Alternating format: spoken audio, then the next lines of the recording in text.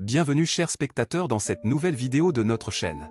Aujourd'hui, nous allons plonger dans une histoire sombre et troublante, celle d'Edgin, le boucher de Plainfield. Ce personnage fascinant a défrayé la chronique et continue d'intriguer les esprits curieux. Ce qui a poussé Edgin à commettre des actes aussi atroces? C'est là la question à laquelle nous allons tenter de répondre. Nous allons explorer les profondeurs de son esprit dérangé, retracer son passé trouble et découvrir les éléments déclencheurs de ses pulsions meurtrières. Cette histoire ne manquera pas de vous captiver de bout en bout. Les événements qui se sont déroulés à Plainfield sont à la fois macabres et intrigants, et nous allons les décortiquer avec minutie pour vous offrir une perspective unique sur cette sombre affaire. Alors, installez-vous confortablement et préparez-vous à plonger dans les méandres de l'esprit d'un tueur. Vous ne voudrez pas manquer une seule seconde de cette vidéo captivante. N'oubliez pas de vous abonner à notre chaîne, de liker cette vidéo et de laisser vos commentaires. Votre soutien est essentiel pour nous permettre de continuer à vous proposer du contenu de qualité. Maintenant, sans plus attendre, plongeons dans l'histoire du boucher de Plainfield, Edgin. Ah, Edgin, le sombre personnage qui a défrayé la chronique dans la petite ville de Plainfield.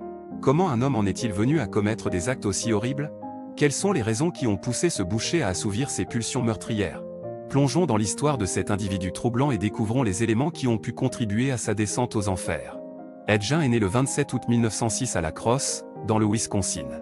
Dès son plus jeune âge, il a été confronté à des traumatismes qui semblent avoir laissé des traces indélébiles dans son esprit fragile.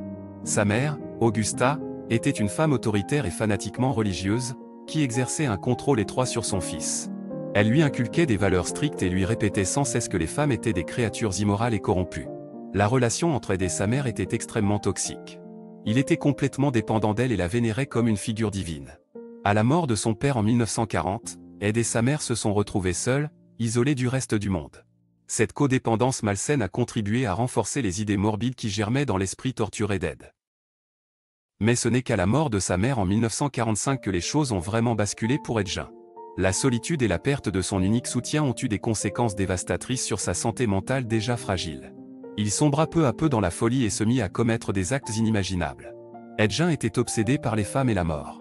Il volait des cadavres dans des cimetières locaux, utilisant leur peau pour fabriquer des masques et des vêtements. Il transformait également les restes humains en objets macabres, tels que des abat-jours et des crânes utilisés comme bols.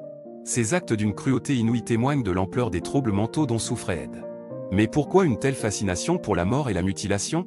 Certains experts suggèrent que le comportement d'Edgin était motivé par une combinaison de facteurs psychologiques et environnementaux.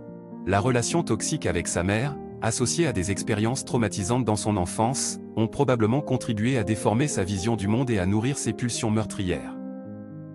Il est important de noter que l'affaire Edgin a eu un impact significatif sur la culture populaire. Ces crimes ont inspiré de nombreux films d'horreur, tels que Psychose d'Alfred Hitchcock et Le silence des agneaux de Jonathan Demme. L'histoire de ce boucher de Plainfield continue de fasciner et d'effrayer les gens à travers le monde.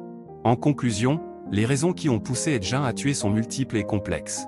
Sa relation toxique avec sa mère, combinée à des traumatismes vécus dans son enfance, ont contribué à sa descente aux enfers. Les actes horribles qu'il a commis témoignent de son état mental troublé et de sa fascination morbide pour la mort.